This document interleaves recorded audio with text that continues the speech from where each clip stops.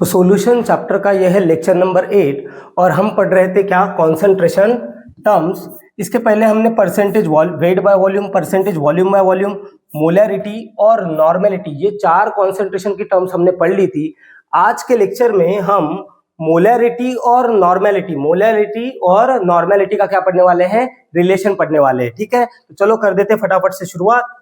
हम पढ़ने वाले relation between molarity and normality. तो पहले अपन एक बार ना मोलैरिटी और नॉर्मेलिटी के फॉर्मूले बना लेते हैं। तो देखो मोलैरिटी का फॉर्मूला हमने कैसे बनाया था, याद करो। मोलैरिटी क्या होता है बेटा, मोलैरिटी क्या होता है जल्दी बताओ। नंबर ऑफ मोल ऑफ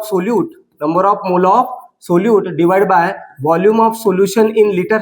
ये होता है कितने मोल सोल्यूट के डिजोल्व है पर लीटर वॉल्यूम ऑफ सोल्यूशन, उसको हम क्या बोल देते थे, मोलैरिटी। याद करो मैंने आपको कहा था कि मैं सॉल्यूशन के लिए 1 लिखते जाऊंगा, सॉल्वेंट के लिए मैं 1 लिखते जाऊंगा और सोल्यूट के लिए मैं क्या लिखते जाऊंगा, 2 लिखते जाऊंगा। मतलब सोल्यूट को मैं 2 से रिप्रेजेंट करूंगा और सॉल्वेंट को 1 से रिप्रेजेंट करूंगा। मतलब मेरा ये मोलैरिटी का फॉर्मूला अगर मैं लिखना चाहूँ, मोलैरिटी का सिंबल होता है कैपिटल M। यहाँ पे है मोल ऑफ सोल्यूट, तो मोल ऑफ सोल्यूट को मैं लिख दूंगा N2। 2 मतलब क्या है, सोल्यूट, और नीचे क्या है बेटा, नीचे है volume of solution in litre, बराबर। इसके बाद हमने इस फॉर्मूले में थोड़े से चेंजेस किए थे। चेंज क्या किया था, हमने मोल का फॉर्मूला डाला था। बेटा मोल का फॉर्मूला क्या होता है वो भी हमें पता है। मोल का फॉर्मूला क्या होता है बेटा, मोल इज इक्वल टू होता है वेट डिवाइड बाय क्या, मोलर मास।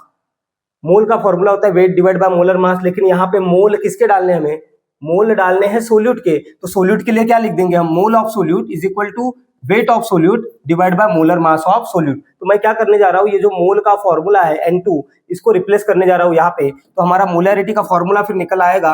मोलैरिटी का फॉर्मूला क्या बनेगा, देखो W2, N2 की जगह पे क्या डालना है, W2 divide by molar mass. तो molar mass of solute into क्या हो जाएगा, volume of solution in litre. तो ये बना था हमारा फॉर्मूला किसका, मोलैरिटी का। इस तरीके से हमने मोलैरिटी का फॉर्मूला बना लिया था। ठीक है, अब नॉर्मेलिटी का फॉर्मूला बना के बताता हूं मैं। ये ऑलरेडी हम पढ़ चुके हैं प्रीवियस लेक्चर्स में, ठीक है।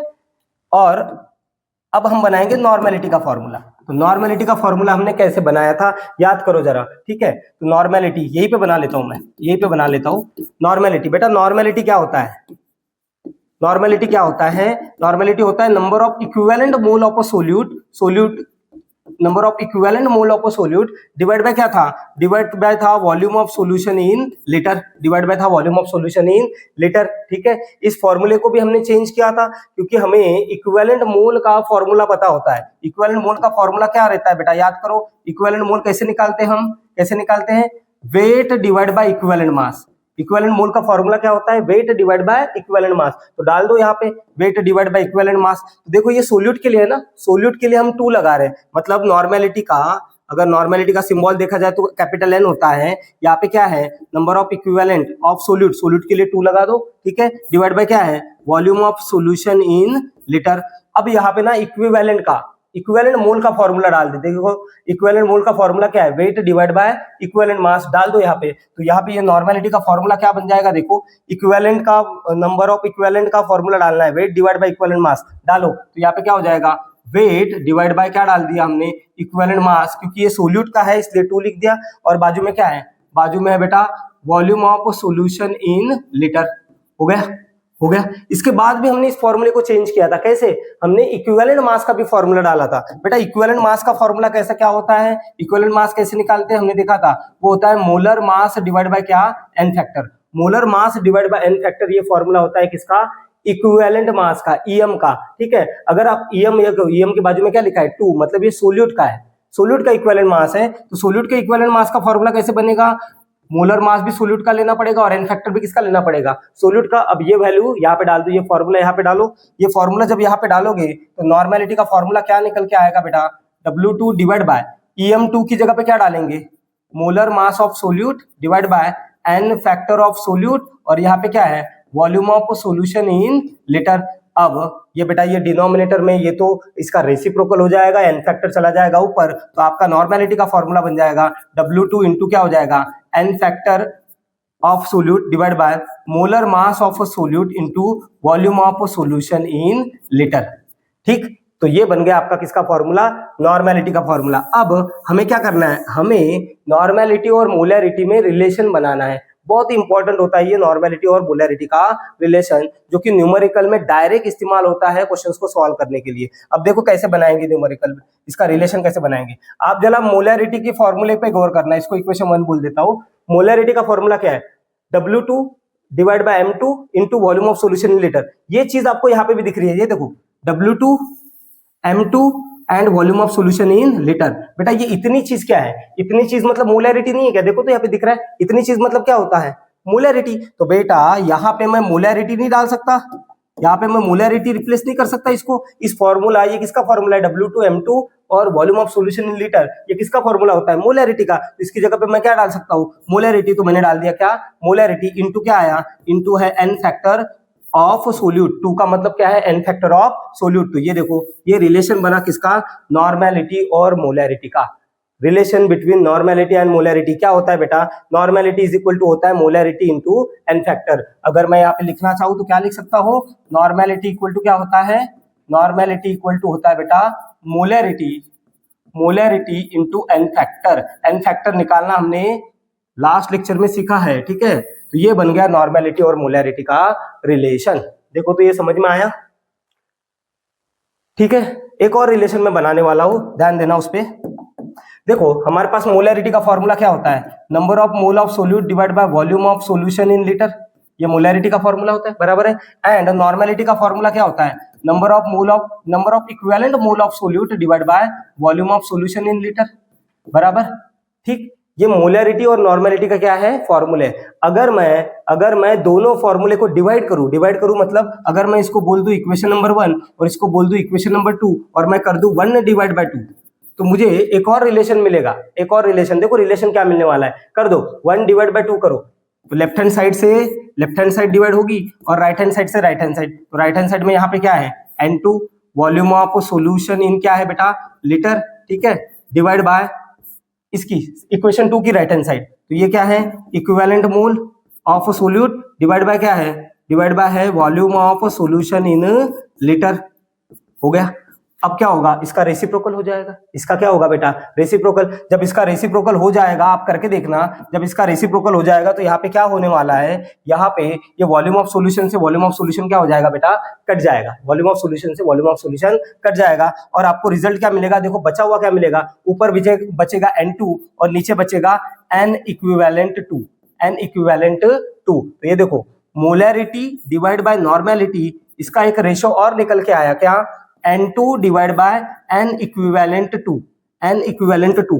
2 किसके लिए लगा रहे हैं हम, सोल्यूट के लिए, याद रखना 2 मतलब क्या है हमारा, सोल्यूट। तो मोलैरिटी और नॉर्मेलिटी का ये एक और रिलेशन आपको मिल गया, ठीक है। ये in terms of moles and equivalent mole है। N क्या होते हैं, N हमारे नॉर्मल मोल रहते हैं और NEQ क्या होता है, NEQ होता है इक्विवेलेंट मोल। क्या होता है ये, इक्विवेलेंट मोल, इक्विवेलेंट मोल। तो ये दो रिलेशन बने किसके बीच में, मोलैरिटी और नॉर्मेलिटी के बीच में। ये एक relation, normality is equal to होता है मोलैरिटी इनटू n फैक्टर। 2 मतलब है सोल्यूट, हाँ याद रखना, कंफ्यूज नहीं होना, 2 का मतलब सोल्यूट है। और यहाँ पे मोलैरिटी भी है, नॉर्मेलिटी क्या होता है, normal mole divide by equivalent mole, ठीक है। अब इसका यूज कैसे करना है, एक न्यूमेरिकल से हम समझने की कोशिश करते हैं। चलो तो करते हैं अभी एक न्यूमेरिकल।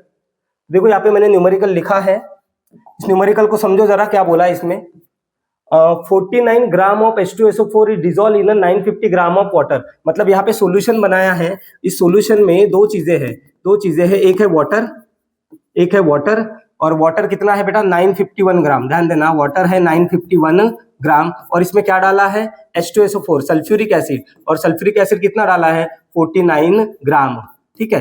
तो ये हमारे लिए सोल्यूट हो जाएगा, ये हमारे लिए सॉल्वेंट हो जाएगा। वैसे भी वाटर हमारे लिए क्या होता है, सॉल्वेंट होता है, ठीक है। तो सॉल्वेंट हमारे पास यहाँ पे कौन सा है, सॉल्वेंट है बेटा हमारे पास वाटर, ठीक है। और सोल्यूट कौन सा है हमारे पास, सोल्यूट यहाँ पे जो है वो है H2SO4। क्या है, H2SO4, ठीक है। तो ये क्या है, ये देखो ये है सोल्यूट का मास, H2SO4 क्या है हमारे लिए, सोल्यूट का मास। तो इसको हम किससे डिनोट करेंगे, W2 से। तो W2 कितना हो गया, 49 ग्राम, ठीक है। मैंने आपको पहले ही बता दिया है, 1 का मतलब मेरे लिए क्या हो जाएगा, सॉल्वेंट, और 2 का मतलब मेरे लिए क्या हो जाएगा, सोल्यूट, ठीक है। हाँ ओके, सो 2 मतलब है ये वेट ऑफ सोल्यूट, फाइन। ये क्या है, सॉल्वेंट, तो इसको क्या बोलेंगे हम, W1। तो W1 कितना है हमारे पास, 951 ग्राम, हो गया। हो गया। और क्या गिवन है देख लो, resulting solution has a density. बेटा इससे इन दोनों से जो सॉल्यूशन बनेगा बोलते हैं उस सॉल्यूशन की डेंसिटी कितनी गिवन है हमें, 1 ग्राम पर सेंटीमीटर क्यूब। अब जो गिवन है उसी का इस्तेमाल करना पड़ेगा, 1 ग्राम पर सेंटीमीटर क्यूब है तो उसी का इस्तेमाल करेंगे। निकालना क्या है आपको, मोलैरिटी और नॉर्मेलिटी निकालना है, मोलैरिटी और नॉर्मेलिटी निकालना है, ठीक है निकालेंगे।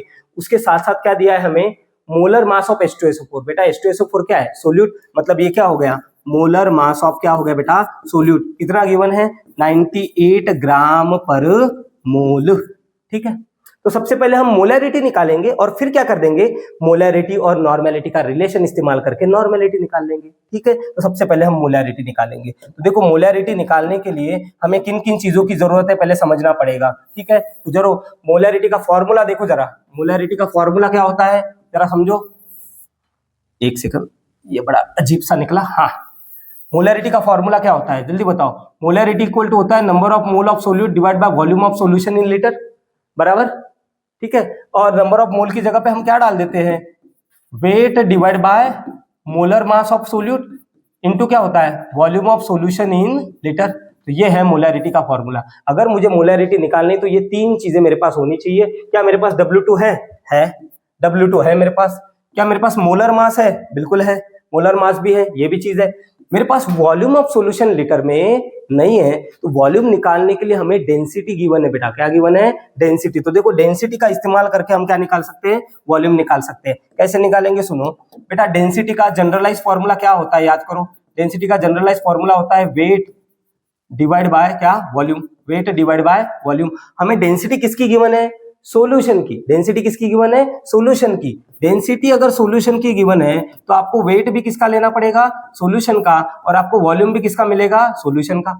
डेंसिटी का जनरलाइज फॉर्मूला होता है वेट डिवाइड बाय वॉल्यूम, ठीक है। लेकिन डेंसिटी हमें सॉल्यूशन की गिवन है तो सॉल्यूशन के लिए लिखना पड़ेगा ना, density of solution equal to weight of solution divide by volume of solution. अब देखो हमारे पास क्या है, डेंसिटी ऑफ सॉल्यूशन है, ठीक है। हम वेट ऑफ सॉल्यूशन निकाल सकते हैं। बेटा सॉल्यूशन का वेट निकालना आसान काम है। कैसे, सॉल्यूशन बना किससे है, सोल्यूट और सॉल्वेंट से। अगर मुझे वेट ऑफ सॉल्यूशन निकालना है तो मुझे क्या करना पड़ेगा, वेट ऑफ सॉल्वेंट प्लस क्या करना पड़ेगा, वेट ऑफ सोल्यूट।